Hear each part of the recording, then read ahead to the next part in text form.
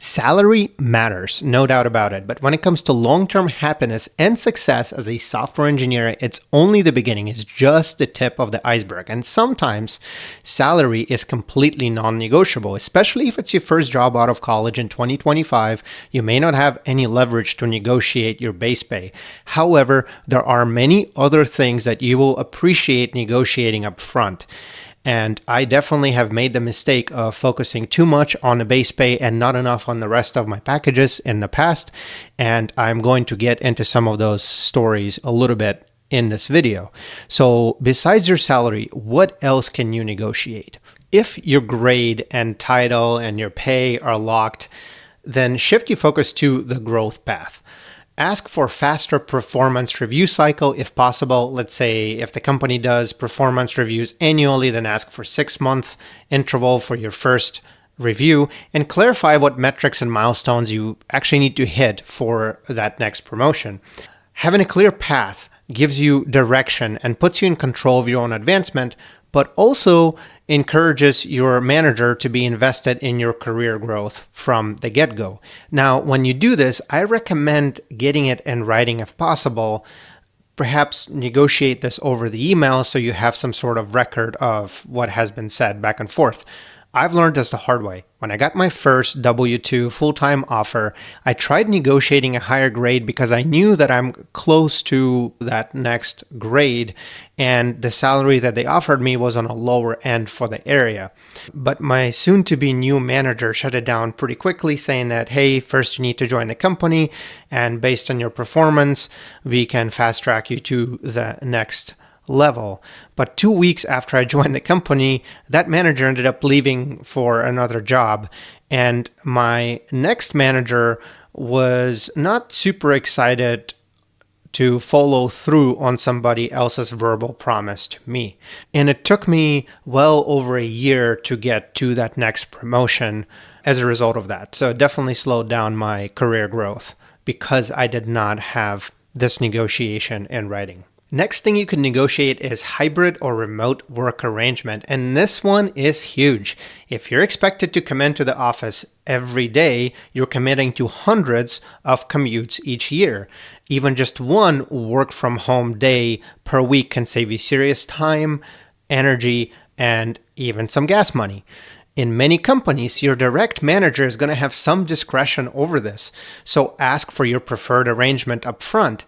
Try to get this in writing if possible because it might come in handy during your next return to office mandate or if you get a new manager shortly after joining the company, like happened to me and the story that I just told you earlier. Definitely do not sleep on negotiating hybrid or remote work arrangement if that is what you want out of your career because it could really make or break your experience at that company on that team.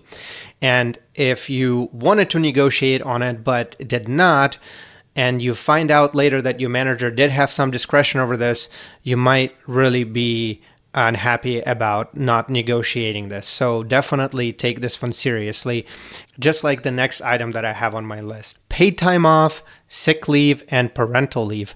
You might not care about PTO now, but trust me, the future you will. And do not assume that these policies are set in stone like I did when I got my first full-time job offer. I was told that the vacation policy was fixed, and I didn't really push on that item.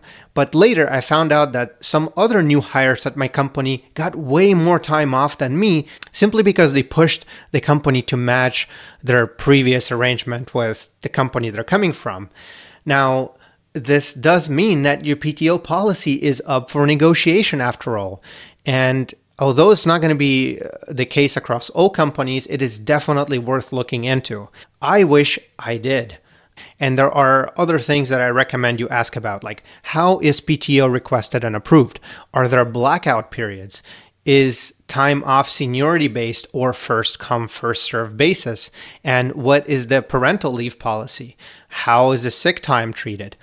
If the time off matters to you, and eventually it will matter, make it part of the negotiation. You don't want to end up on a great team at an awesome company and find yourself burnt out due to an unaccommodating leave policy, which could have been negotiated up front. Next one is going to be flex hours. Again, your future manager may have some discretion here, so ask about it. Do you want to work 10-hour days and have Fridays off? Or maybe you want to shift your hours to avoid rush hour traffic. Now is the time to bring it up. Like, don't wait until you're 2 weeks into your job. It's much easier to set these expectations before you start and then try to change your schedule 2 weeks in. Flexibility can really make your workday feel a lot more productive and just better. And it often costs the company nothing.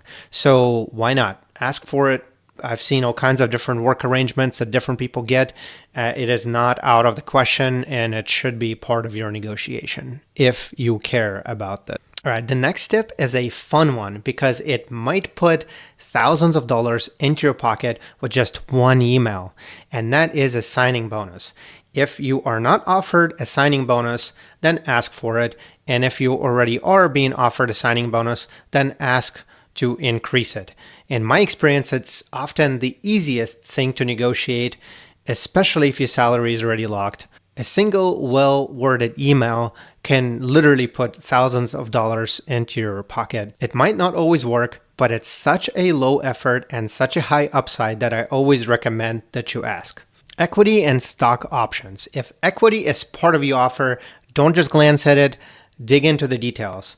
Ask about the vesting schedule. Maybe there's some negotiation room around accelerating that. Or what happens if the company gets acquired while you work there? You need to know all of these details. And it's okay to ask a lot of questions about this because different companies do it differently. And it shows that you're thinking long term, which is a good thing. And sometimes there's wiggle room around this. Now, if equity and stock options are not part of your package, then definitely ask for it. Explain that you want to be invested in a company that you're working for, and maybe you will get an equity and stock options package in addition to your base pay. This one is definitely worth asking about and digging into.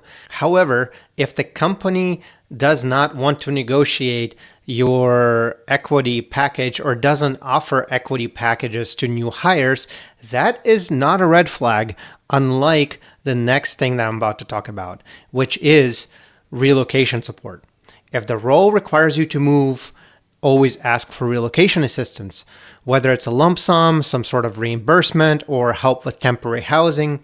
Covering relocation cost is a sign that a company is invested in you. If they will not support you but require you to make a big move, that is a red flag, and I would strongly reconsider that offer. You could end up spending thousands of dollars to relocate for a company and then get laid off a month later. So definitely ask for relocation support if the company wants you to move. Now I have a bonus tip for negotiations. Always try to do your negotiations over the email, and here's why. Number one, unless you're really good and strong negotiator over the phone or over video chat or in person, it is much better for you to do it over the email because it gives you time to think your response all the way through and ask the right questions and maybe run your email by other people around you who could help you out with this. Because keep in mind, if you're negotiating with a recruiter, they're doing this every day with many different applicants, and they are likely much better at this than you are because it's part of their job. Essentially, it's not going to be a fair negotiation over the phone, which is why I recommend that you do it over the email. Now, the second reason for doing it over email is something that I've alluded to throughout this whole video.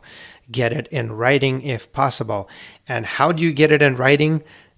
Over the email, because then you have these negotiation conversations that you could refer to in the future if needed and reference it. I hope this helps you out, and I will see you in the next one.